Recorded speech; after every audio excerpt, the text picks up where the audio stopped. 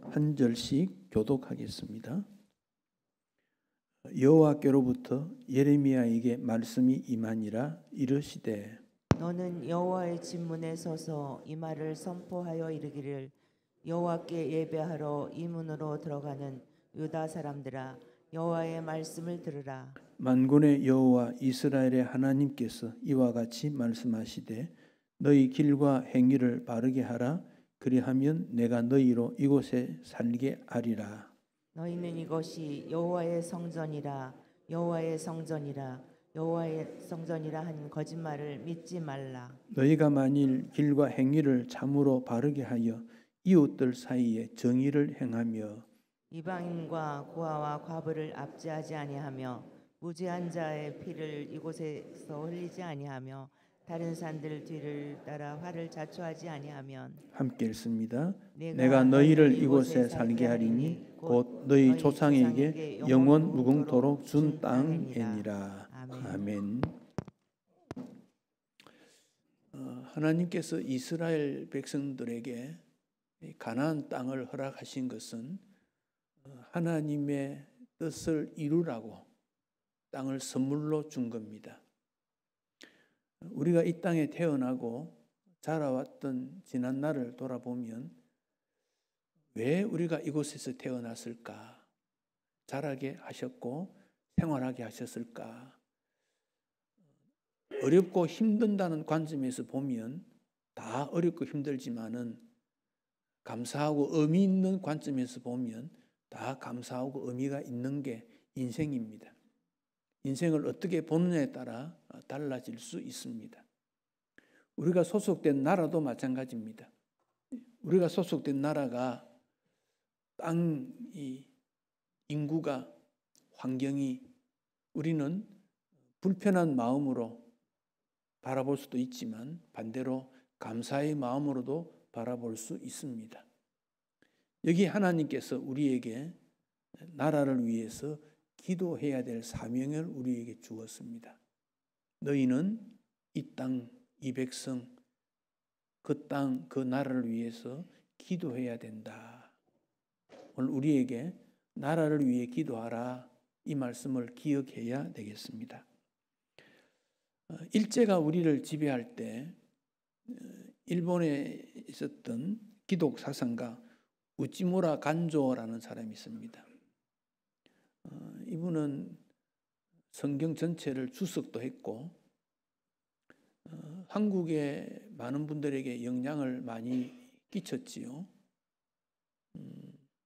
복음병원을 설립했던 장기려 박사도 이분 영향을 많이 받았고 또 한국의 기독 사상가들도 이분 영향을 많이 받았는데 이분이 하는 말이 이렇습니다. 복음에는 국경이 없지만은 크리스찬에게는 조국이 있다. 나라가 있다는 겁니다. 그 당시 일본이 하나님의 말씀에서 볼 때 많이 벗어난 그런 입장에 살았던 사람이 이 우찌무라 간조입니다. 1861년부터 1930년에 죽었으니까 1차, 2차 세계대전 때 살았던 사람입니다. 나는 일본을 위하여, 일본은 세계를 위하여, 세계는 그리스도를 위하여, 그리고 모든 것은 하나님을 위해야 된다. 그는 이런 말을 하면서 자기 조국을 위해서 기도했던 지도자이기도 합니다. 이 사람뿐 아니라 기독인들은 나라 사랑하는 애국자들입니다. 우리의 복음이 1885년경에 들어왔으면 한 35년 지난 3.1 독립운동할 때는 1.5%입니다. 한 20만 명 정도. 1.5%지만은 3.1운동 민족 대표 33명 중에 16명이 기독인입니다. 거의 절반에 가깝습니다. 또 거기 이름을 나열할 때에도 내 이름이 앞에 나가는 거 그거 중요하지 않다. 다른 사람 먼저 다 앞세우라. 나는 뒤에 있어도 관계없다. 이런 마음으로 나라 사랑에 앞섰던 분들이 그분입니다. 100년쯤 지난 이 시점에 기독인이 1천만, 심지어 1,200만이라까지 말하는 사람도 있고 또 그 이하도 있지만, 예수님께서 말씀하신 씨를 뿌렸을 때 100배, 60배, 30배 열매를 맺는다.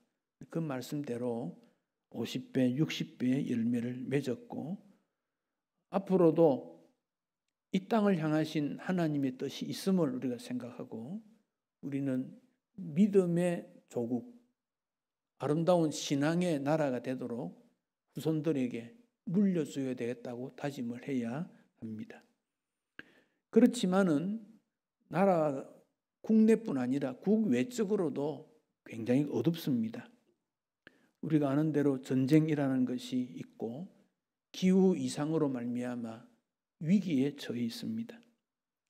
사람들의 도덕성과 부패 타락은 너무도 높아져 있는 입장입니다.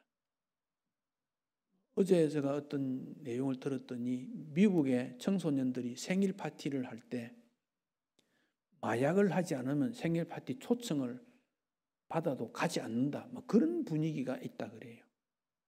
좀 색다른 게 있어야 오지 그냥 밥 먹는 것 정도는 만족을 못 한다는 거예요.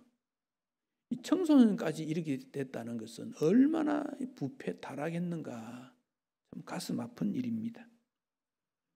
OECD 35개 나라 중에서 우리나라가 자살률 1위, 국가부채 증가율 1위, 성범죄 2위, 교통사고율 11배, 학원폭력, 가정파괴, 참 위기에 있다. 우리는 그 점을 기억해야 되겠습니다. 그 원인은 어디에 있는가? 영적 전선이 무너지고 밀리고 파괴되기 때문에 그렇습니다. 이것을 이기는 방법은 하나님의 은혜 외에는 없습니다. 하나님의 은혜 외에는. 우리가 기도하는 것은 하나님의 은혜를 구하는 겁니다. 하나님의 은혜를. 여러분, 한 50년 전만 생각하면 우리 마을에 한 부자가 덕망이 있어서 가난한 이웃들을 돌봐주고 배고픈 사에게 쌀도 나누어 주고 적절히 일거리 시키고 돈도 주고, 그런 덕망 있는 부자가 있으면 마을 사람들이 길을 갈 때 어떻게 합니까? 이 집은 어떤 분이다, 참 고맙지, 그러면서 꾹뻑 절하고 지나가고, 그게 우리의 전통 문화입니다. 반대로 탐욕적이고 사람을 윽박지르고, 그래서 재산을 모은 집이 있다면 지나가면서 어떻게 합니까? 침을 탁 받고 지나갑니다. 저주하고 지나갑니다. 그런 한 마을에도 도덕을 지키는 그런 사람들을 존귀히 여겼던 시대, 그게 우리의 사회였습니다.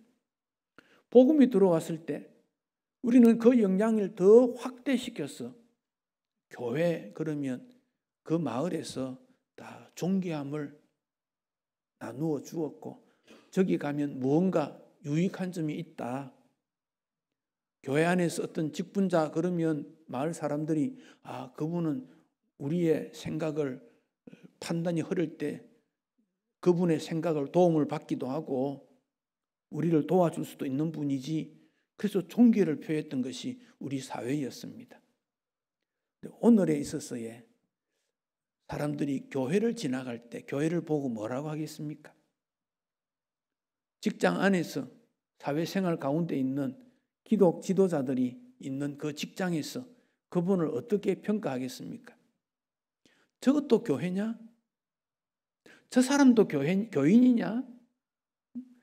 똑같이 불신자들과 함께 행동하고 못된 짓 다 하면서 저 사람이 교회가 있더라, 이런 말을 들어야 되겠습니까? 아니면 저분은 손해가 되더라도 참 동료 사랑하고 사회 사랑하고 직장 사랑하고 나라 사랑하더니 그분이 과연 교인이어서 기독인이어서 그렇게 평가를 받아야 되겠습니까? 부패와 비리의 소용돌이 속에서 다시 한번 하나님의 은혜를 구해야 되는, 우리가 그 점을 꼭 기억해야 됩니다. 이스라엘은 하나님의 은혜로 땅도 확보했고 먹고 사는데 더 부자가 되고 싶다는 겁니다. 귀금속을 목에 걸고 싶고 창고에 가득 채워야 되고 나라가 더 힘이 있어야 되겠다. 그래서 우상 앞에 절하게 된 거 아닙니까? 바알을 숭배한 거 아닙니까? 다른 나라와 결탁을 하게 된 이유가 그것 아닙니까? 그 결과로 하나님의 진노를 받아서 아수르 바벨론으로부터 공격을 받게 되어졌습니다. 그리고 그들은 포로로 잡혀갔고 바벨론의 그발강이라고 하는 강가에 텐트를 쭉 치고 포로 생활을 하게 됩니다. 그 나라 사람들이 이스라엘 사람들에게 원합니다. 너희들이 노래를 잘하지 않느냐? 너희들이 섬기는 여호와 신에게 찬양을 잘하지 않느냐? 한번 노래 좀 불러봐라. 그랬더니 이스라엘 백성들이 그 악기를 버드나무 가지에 걸어놓고 하나님의 이름을 부르려고 하는 그 조롱스러운 그들의 말을 따를 수가 없다. 더 이상 노래를 부를 수가 없구나. 가슴을 치며 후회했던 그 이스라엘 백성들의 모습입니다. 역사라는 것은 어떻게 하면 어떻게 되는지를 보여주는 교과서입니다. 우리가 어떻게 살아야 될지를 역사를 통하여 교훈을 받게 됩니다. 한국 교회의 성도들에게 주어진 그 역사는 하나님을 믿지 아니하는 불신 세상과의 싸움이요, 하나님의 뜻을 전파해야 되는 사명이 있고, 박해와 조롱을 당해도 하나님의 나라 정의와 공의를 펼쳐서 나가는 그 사명을 감당해야 된다. 우리는 늘 기억해야 됩니다. 그래서 우리를 구별시켰고, 숫자가 많지 않지만 힘이 없지만 하나님 나라 위에 살아야 된다. 이게 사명으로 주어져 있습니다. 때로는 손해도 있고 어려움도 있지만은 그 길이 우리가 가야 될 좁은 길이기 때문에 우리 주님께서 자기를 부인하고 자기 십자가 지고 따라와야 된다. 이런 교훈을 주셨습니다.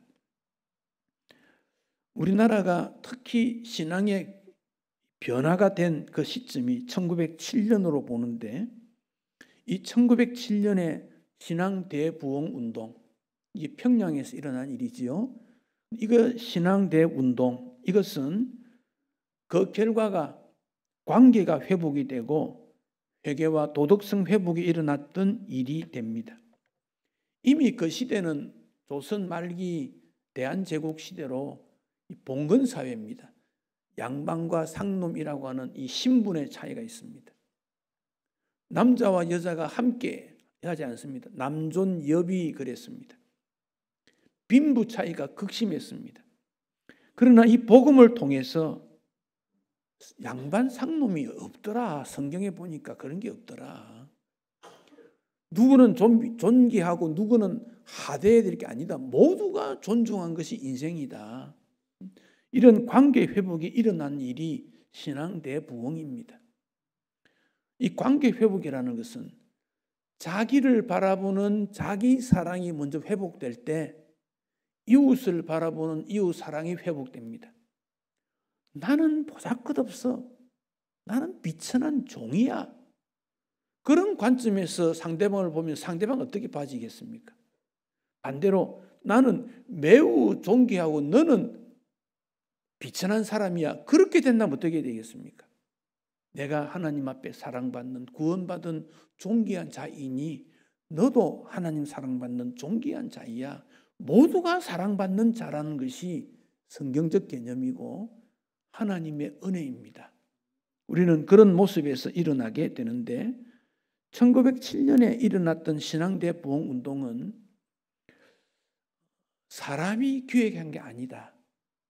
사람이 계획한 게 아니다. 하나님으로부터 주어진 은혜다. 이건 전 세계 기독교 역사에서도 그렇게 말하고 있고 그런 관점에서 볼 수 있습니다. 왜냐? 1907년이 되기 전에 1903년에 원산에서 중국에서 사역하다가 온 화이트라고 하는 여자 선교사가 남감리교 소속 선교사입니다. 선교사들을 모아가지고 우리 선교사들이 먼저 성경을 좀 공부해야 되고 영성으로 깨어나야 되겠다. 그래서 기도회를 하는데 이때 초청한 사람이 로버트 하디라고 하는 선교사입니다. 하디 선교사로 우리 알려져 있습니다. 한국말로 하리영이라고 합니다. 이분은 한국에 온 지 13년이 되었습니다. 그러니까 1890년쯤에 온 사람입니다. 그런데 그가 한국에 왔을 때 선교가 잘 되지 않아요. 그래서 늘 마음이 무겁고 또 일이 잘 안 되면 굉장히 피곤하고 내가 이 정도밖에 안 돼 좌절감에 빠지지 않습니까? 그런데 사경회를 인도해 주시오. 그러니까 이건 내가 실패한 선교사인데 어떻게 이 일을 할까? 그러다가 그 일에 동의를 하고 스가랴 4장 6절에 있는 말씀을 통해서 사람의 힘도 아니고 사람의 능력도 아니고 오직 하나님의 영이더라. 나의 영, 나의 신 하나님의 영이더라. 그러면 성령의 인도와 성령의 능력으로 복음이 전파되고 하나님의 나라가 이루어지는 거다. 그 점을 다시 한번 깨닫고 성경을 가르치다가 그가 회개하게 되는 것이 가난한 조선 사람들, 가난한 한국 사람들을 무시했다 하는 것을 공개적으로 선언을 하게 됩니다. 내가 선교사로서 이곳에 와보니 이렇게 가난하고 무지하고 좌절감에 빠져 있고 이런 사람들을 무시했던 것을 공개적으로 회개함으로 말미암아 용서를 구하게 되고 그 말을 들은 성도들이 나도 그렇게 했다. 시기와 질투했음을, 거짓말했음을, 보릿고개 때 빌려온 식량을 갚지 않았던 것, 머슴을 학대했던 것, 이런 죄를 고백하고 화해와 용서가 이루어지고 훔쳤던 일들, 횡령했던 일에 대해서 용서와 보상과 배상하는 일들이 일어나게 된 것입니다. 김화의 새술막 교회라는 게 있었습니다. 이 새술막이라는 게 뭔가 제가 찾아보니까요. 어느 마을에 동네가 새로 지어지면 시장도 세워지지 않습니까? 그러면 거기에 새로 술집을 세우는 주막, 거기 새술막이래. 다시 술을 마시도록 술집을 생긴 새술막인데 그 김하의 그런 마을에 윤성근이라는 사람이 있었습니다. 이 사람이 그 처음에 공무원이었습니다. 인천에서 그 환전소, 요즘 같은 환전, 돈을 일본 돈, 뭐 달러 바꾸는 그 당시에 주전소, 거기 바꿔주는 그런 공무원이었는데 월급이 한 8원쯤 됐다 그래요. 그런데 월급을 2원 받았대. 그게 생각이 나서 마음이 아팠는데 그러다가 예수 믿고 김화 새술막 교회의 전도사로 가게 되어졌는데 그것이 기억이 났는데 그때 이미 윤성근 이 전도사가 폐결핵 말기였다 그럽니다. 그래서 이 하디 선교사에게 이 돈을 맡기면서 혹 내가 어떻게 될지 모르니까 이것을 정부에다가 전달해 달라. 그 당시 탁지부라고 하는 관청, 요즘 같으면 기획재정부 같은 관청입니다.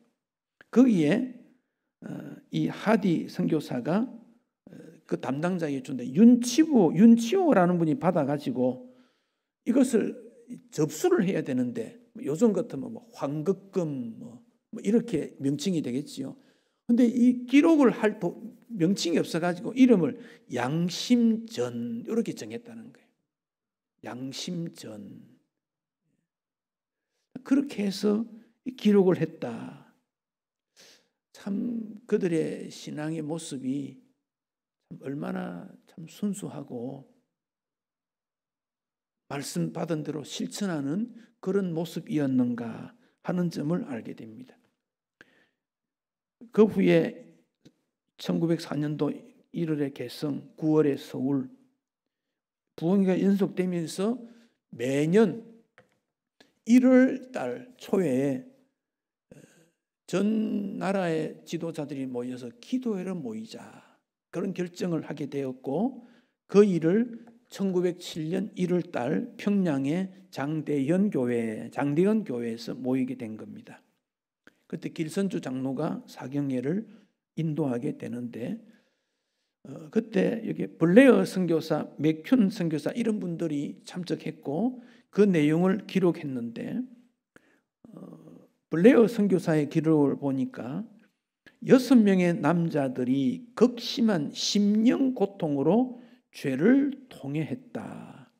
용서를 구했고 그러자 길선주 장로가 성령이 오셨네를 30분 정도 찬양하게 되고 그 모습을 본 블레어 선교사는 거기 모인 사람들이 얼굴이 창백해지고 몸을 떨었고 범죄한 영혼들이 하나님이 보시는 것처럼 자신들을 보았고 그들은 예수를 보며 자신을 때리고 통격하며 주여 주여 우리를 버리지 마소서라고 외쳤다. 1월 7일 저녁에 2,000여 명의 성도들이 큰 소리로 기도했는데 시끄럽게 기도하지는 않았지만 그 분위기가 정말 성령의 뜨거운 열정적인 그런 분위기이었고 그중 몇 사람은 하나님께 울부짖으며 자기의 죄를 구체적으로 고백하며 용서해 달라고 했고 사람들은 성령 충만하기를 기도했다 그랬습니다. 2주간 지속되었는데 1월 15일 저녁 집회 후에 일부 교인들이 집으로 돌아가고 500여 명이 남아 있었는데 그때 하늘로부터 급한 바람이 그리스도인들에게 임했다. 성령이 임했다 그랬습니다. 그때 내용들을 보면 모두가 내가 잘못했다는 고백을 하게 되고 서로 용서하게 되고 집으로 돌아갔던 성도들이 그 소식을 듣고 다시 교회로 와서 회개 역사가 이루어지게 되어졌는데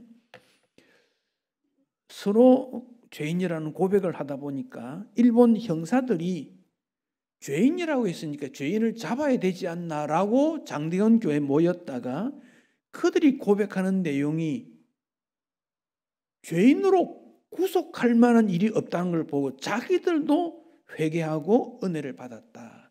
성령의 역사였다 그랬습니다. 여러분 이 성령의 역사는 하나님의 은혜지요. 하나님의 은혜지요. 그래서 우리는 예배 때 하나님의 은혜를 구해야 된다는 겁니다. 사람이 기획하고 계획을 세우고 세밀하게 조사 연구하지만은 하나님의 은혜 아니면 하나님의 은혜가 이루지 않다. 먼저 하나님의 은혜다. 그 점을 기억하고 이 평양 대부흥 운동은 사회를 변화시키는 영향력 있는 부흥이 됩니다. 너도 나도 주님 앞에서 말씀대로 살려고 이웃 사람과 화해하고 빌려준 돈 갚지 않은 거 갚고 돈이 없으면 찾아가 용서를 구하고 기간을 좀 더 주시면 갚겠어요. 그렇게 말했다는 겁니다. 교단별 통계를 보면 장로교는 1903년에 19,327명인데 1907년에 56,943명, 북감리교는 18,107명인데 1년 뒤에 39,613명. 이 부흥회로 300% 정도가 부흥하는 이런 일이 일어나게 되었습니다. 이런 한국의 좋은 역사를 통해 한국이 6.25 전쟁 이후 한국도 부흥의 일들을 많이 시도하게 되어졌습니다. 1970년대에 3.1운동 후에 적어도 50년 혹은 60년 지난 다음에 빌리 그레엄 전도팀이 한국에 오고 한국에 집회가 일어나서 회개운동이 일어나고 6.25 전쟁과 독재 정치가 끝나고 민주화 이런 일에 기초가 되고 그러나 이렇게 많이 모였던 이 일이 삶의 변화로 이어졌는가 이 점에 대해서는 다시 한번 우리가 뒤집어 봐야 될 일이 있습니다.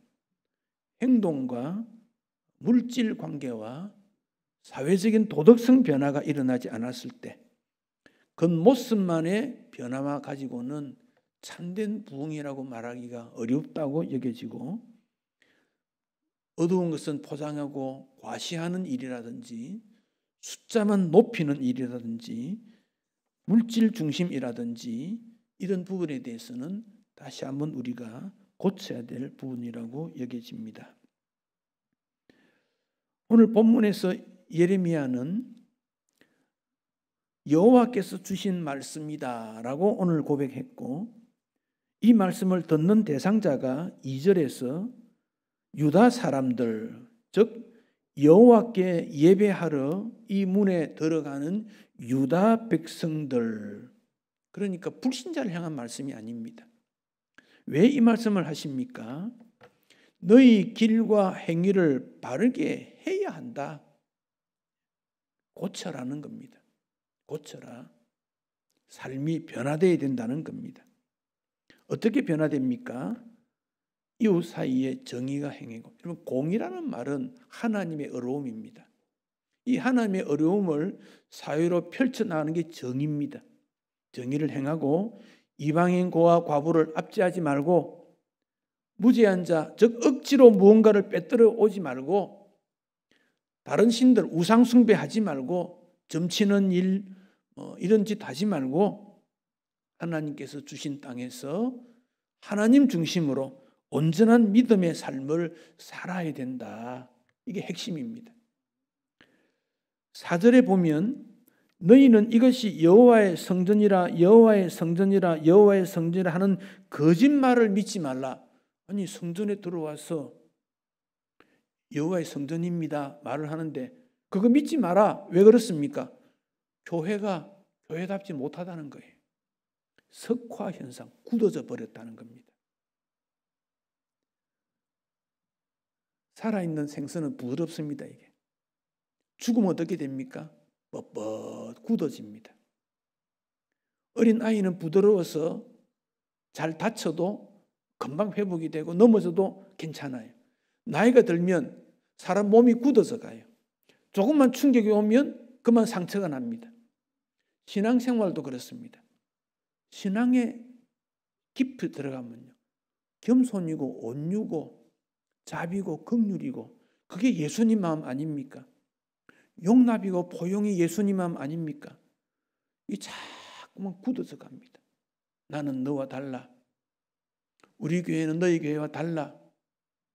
우리는 멋지고 1등이고 너희는 상급이야 사급이야. 이게 석화 현상으로 나온 겁니다. 우리는 여호와의 성전에서 은혜 받고 이방인들은 지옥의 불쏘시개야. 그렇게 생각하는 석화된 신앙 현상, 그것은 교만이기 때문에 그렇지요. 교만이기 때문이지요. 우리나라가 이만큼 성장 발전한 일에 우리는 감사합니다. 혹 우리 신앙이 교만해지지 않는가? 굳어져 가지 않는가? 다시 한번 우리가 고민을 해야 될 때입니다. 이어령 씨가 세례를 받고 이런 말을 했지요. 이성에서 지성으로, 지성에서 영성으로 가야 한다. 사람의 이어령 씨는 우리나라에서 가장 지성인으로 인정받는 사람 아닙니까? 근데 그분은 이성도 지성도, 이성은 판단력이거든요. 판단도 아니고 지성도 아니고 영성으로 가야 되는 거다. 그게 인생에 가야 되는 길이다.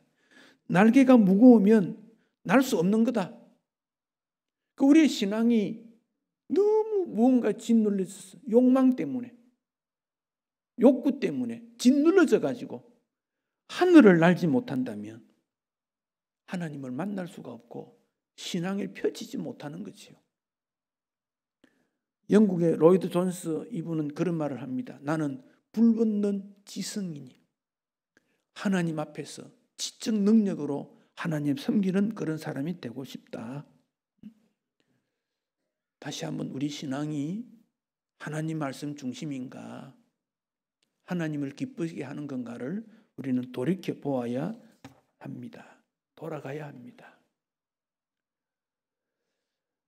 미국에서 조급이 인터내셔널이라고 하는 여론조사 기관인데 I am sorry 운동이라고 하는 제목, 즉 사과하는, 내가 미안합니다, 잘못했습니다 라고 말하는 사람이 그렇지 않는 사람보다 생활 능력이 아주 좋더라, 이런 통계예요.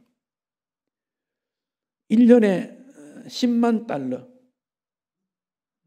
고소득자가 10만 달러 얼마입니까? 1억 3천만 정도 될란가요? 연간 2만 5천 달러, 한 3,500만 원 정도 되는 그런 걸 비교해 보니까 내가 미안합니다라고 말을 하는 사람이 2배 정도 더 소득이 높더라. 이 소득이 높다는 말은 생활의 여유로움을 말하는 거지요. 저소득자는 사과를 잘하지 않더라. 결혼한 가정이 이혼을 하지 않은 그 이유 보니까 부부가 다툰 다음에 미안하다는 말을 많이 하는 가정이더라.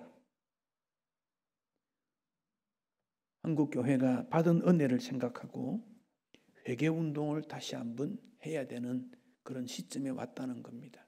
개인도 교회도 과연 하나님 말씀대로 살았는가 돌아볼 필요가 있는 겁니다. 우리 구약 성경에서 역사서부터 열왕기 하하까지 이걸 갖다가 우리가 역사서라 그럽니다. 구약 성경을 모세오경, 역사서, 시가서, 선지서 이렇게 나누는데 역사서가 가장 중앙이고 분량이 많지요. 역사서 내용은 신명기 역사서의 내용이 그대로 그들의 왕들이나 지도자 백성들이 살았나 못 살았나 그걸 역사가 알려주는 거예요. 그런데 신명기라는 책은 신이라는 말은 다시 거듭 그런 뜻이에요. 모세가 명령했던 것을 다시 거듭해서 주어졌던 말씀이 신명기라는 거예요. 그러니까 이스라엘 왕들이 모세가 주었던 말씀대로 살았다면 다윗의 길을 따른 거고, 모세가 준 그 말씀을 기초해서 살지 않았다는 건 여로보암 길을 걸었다. 그것이 역사서에 나오는 핵심입니다. 그 결과가 무엇입니까? 이스라엘은 모두가 멸망했고 포로로 잡혀갔다. 그게 역사서가 우리에게 보여주는 내용입니다. 나라가 튼튼하다면 요즘은 두 가지지요. 경제와 안보입니다. 경제와 안보. 우리나라 경제 굉장히 좋아졌습니다. 우리는 북한과 개인 소득이 60대 1입니다. 비교가 안 됩니다. 북한에 있는 나라 전체의 그 1년 예산이 우리나라 국방 예산보다 적습니다. 경제적으로 게임이 안 됩니다. 안보도 괜찮습니다. 문제는 무엇입니까? 우리나라 백성들의 정신입니다. 우리가 불신자들에게 이 말을 할 필요는 없잖아요. 예수 믿는 우리에게는 과연 공의와 정의로운 하나님 나라 정신이 여전히 있는가? 그것을 따르고 섬기고 사랑하는가?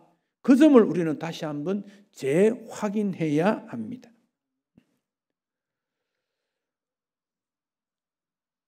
나라를 비행기나 배에 비유하면 우리는 승객입니다. 비행기가 추락하면요, 비행기만 추락하는 것이 아니라 나도 추락하는 거예요. 배가 추락하면 배에 있는 승객도 다 죽는 거예요. 근데 나는 아니다, 그렇게 말할 수가 없는 거예요. 그게 나라라고 하는 울타리이기 때문에 그래요. 그 나라를 하나님의 나라로, 하나님의 사랑으로 이루어지기 위해서는 하나님의 은혜가 이 땅에 절실히 요청된다. 잠언 14장 34절에 공의 하나님의 의입니다. 사람의 의가 아닙니다. 나라를 영화롭게 한다. 공의의 반대 죄는 백성을 욕되게 한다. 그랬습니다. 예수님께서 예루살렘을 내다보시면서 선지자들을 죽였고 너희들에게 파송한 믿음의 지도자들을 돌로 치는 자들, 암탉이 그들을 품으려고 몇 번이나 했는지 모르지만 너희들이 원하지 않았기 때문에 결국 예루살렘이 다 무너지게 된 거 아니냐. 예수님이 지금 우리를 보실 때는 무슨 말씀 하실까요? 우리가 이 땅에 살아가는 목적은 하나님의 나라를 이루는 겁니다. 이것은 예수 재림으로 완성됩니다. 하나님의 나라가 이 땅에 이루어지는, 예수 믿고 구원받고 이 구원받은 정의로움이 사회에 흘러나가는 것, 하나님의 나라입니다. 하나님의 창조 질서가 이 땅에 펼쳐져 나가는 겁니다. 하나님은 에덴 동산을 창조했지, 에덴 동산이 기쁨이 아닌 평화가 아닌 것을 창조로 하신 게 아닙니다. 그런데 사람이 파괴시키게 된 것입니다. 이 땅에 여러 일들이 일어나는데 관용과 인권이라는 것으로 모든 것을 허용하자 하는 이 일에 대해서 하나님의 나라의 뜻이 아닐 때는 아니다라고 우리가 말을 해야 된다는 겁니다. 부모가 자녀를 양육시킬 때 자녀가 마음대로 해도 좋다. 그러나 꼭 하지 말아야 될 것은 안 돼 하는 것은 있어야 되거든요. 온 세상이 얼마나 자유롭습니까? 그런데 반기독교적 문화가 확산되는 일에 대해서는 그건 아니다라고 말을 해야 된다는 거지요. 한국의 기독교는 사회의 개혁의 중심 역할을 그동안 해왔습니다. 민족이 주권자이심을 회복시켰고 앞으로는 민족 통일을 향해 나아가는 사명도 주어져 있습니다. 이 모든 근거가 하나님의 말씀을 근거하기 때문에 그렇습니다. 안타까운 일들이 지금 우리 사회에 일어나고 있는 것을 볼 때 우리가 함께 나라를 위해서 어디에서 기도하든지는 중요하지 않습니다. 문제는 나라 사랑, 나라 위한 기도를 잃지 말아야 되겠다는 겁니다. 이 나라가 하나님의 뜻 안에 이루어지기를 소망해야 하기 때문에 그렇습니다. 한 2달 전부터 교회 지도자들이 우리가 다 흩어져 기도하지만은 함께 모여 기도해야 되겠다는 그런 목표를 내세웠습니다. 여기에 대해서 반대하는 그런 의견도 많이 있습니다. 기독교가 조용히 하면 되지 뭐 그렇게 많이 숫자가 높여야 되느냐 이런 의견도 있고, 꼭 주일에 해야 되냐 평일도 하지 이런 말도 있고 여러 가지 의견도 있습니다. 저는 다 옳다고 생각합니다. 근데 핵심은 나라 위한 기도가 일어나고 있는가를 우리가 다시 한번 해야 되고, 또 이럴 때 혼자 기도하는 것은 기도불이 약해요. 함께 기도할 때 불이 크게 되고 파급 효과가 크기 때문에 모여서 기도하자는 겁니다. 오늘 오후에 한 번 기도하는 것으로 나라가 완전히 바르게 된다면 얼마나 좋겠어요. 더 악화될 수도 있다고 저는 생각합니다. 더 나빠질 수도 있어요. 그렇지만 우리는 하나님 앞에 하나님께 이 나라를 부탁드리고 기도하는 일은 우리의 사명이기 때문에 오늘 오후 예배는 부득이하게 움직이지 못하는 분은 우리 교회 남으셔서 그대로 모임을 하시면 됩니다. 영상을 통해서 그 모임을 이렇게 중계할 것입니다. 그렇지 않는 분들은 현장에 가서 함께 그 열기도 입고 기도하는 그런 시간을 좀 가지려고 합니다. 그 방법은 조금 이따가 광고 시간에 설명을 드리겠습니다.